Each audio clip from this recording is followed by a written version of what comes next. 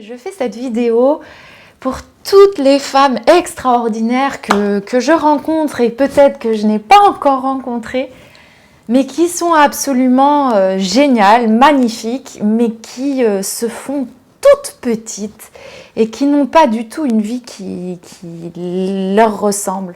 Elles se font silencieuses, elles se font plus petites que les autres.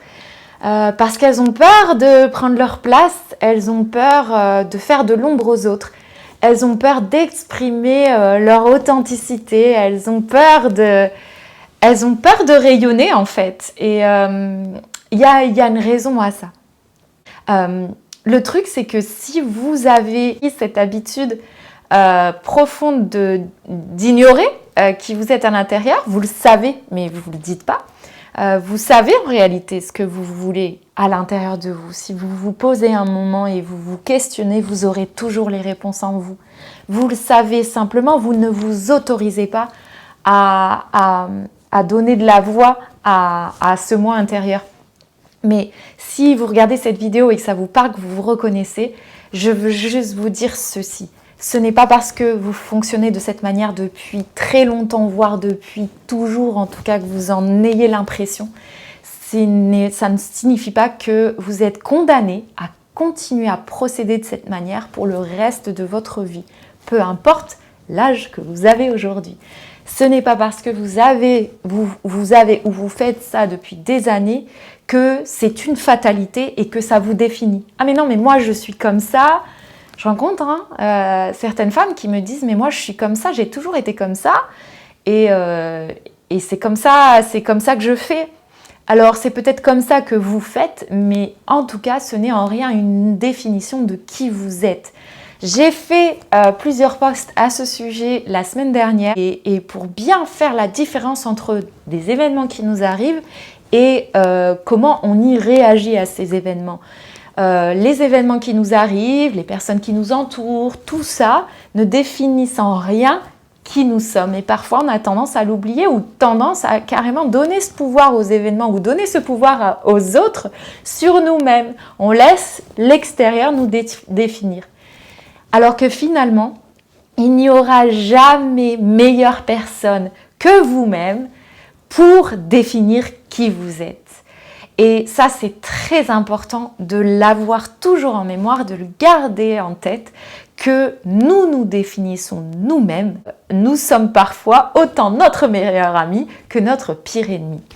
Donc la question est de savoir, est-ce que vous avez envie de continuer comme ça? Est-ce qu'aujourd'hui, votre vie vous ressemble? Vous êtes pleinement vous-même, vous exprimez clairement qui vous êtes et vous révélez de plus en plus votre personnalité, vous vous épanouissez dans ce monde ou pas du tout.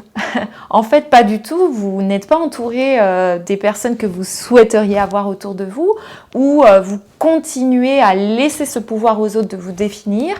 Vous ne prenez pas vos propres choix ou alors si vous faites vos choix, vous les faites vraiment en fonction des autres. Vous êtes en permanence connecté à ce que vont penser les autres de vous ou ce que vous pensez que les autres pensent de vous, ce qui peut être totalement différent. Enfin voilà, donc du coup vous avez cette façade de vous-même qui n'est en rien qui vous êtes et vous êtes en décalage permanent, non seulement avec les personnes qui vous entourent, mais aussi avec vous-même. Il y a une déconnexion là qui se fait entre ce que vous montrez et ce qui est à l'intérieur de vous.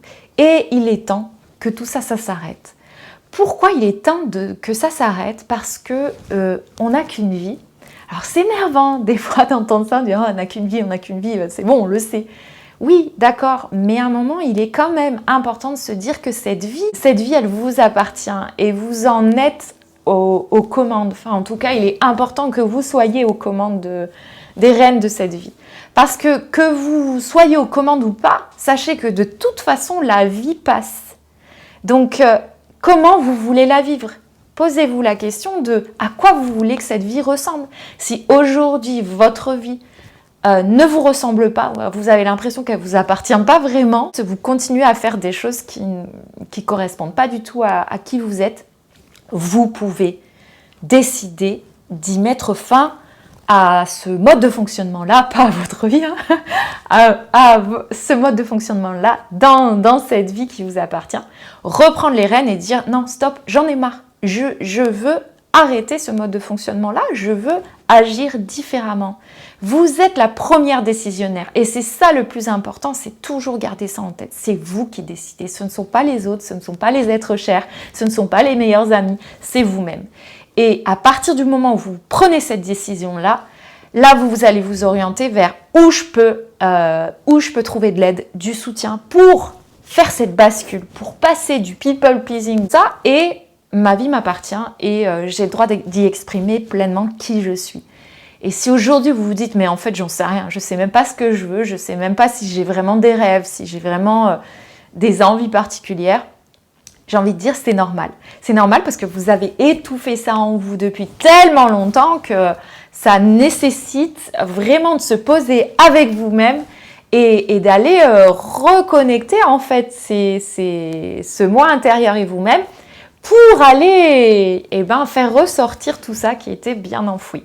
Donc, peut-être en voyant cette vidéo, vous allez dire « Ah non, mais là, moi, je suis une cause perdue où j'ai toujours été comme ça, puis de toute façon, si je commence à faire ça, ça va me prendre 10 plombes ou 10 ans, parce que ça fait 10 ans, 20 ans, 30 ans que je fonctionne de cette manière. » Sachez que non, ça ne va pas prendre, n'est pas nécessairement obligé que ça prenne 10 ans, en fait, pas du tout. Le travail peut être assez rapide à partir du moment où il est en pleine conscience et surtout, il est décidé par vous-même. C'est vous l'actrice principale en fait. Et c'est vous qui allez décider de vous orienter vers ça. Et à partir de là, les exercices qu'on fait en coaching, donc là, forcément, je vais prêcher un peu ma paroisse, entre guillemets, mais vraiment, c'est pour l'avoir moi-même vécu, le coaching de vie peut vraiment vous aider avec des exercices précis, mais en tout cas qui vont vous permettre de vous aider à ça, vont vous sortir de là.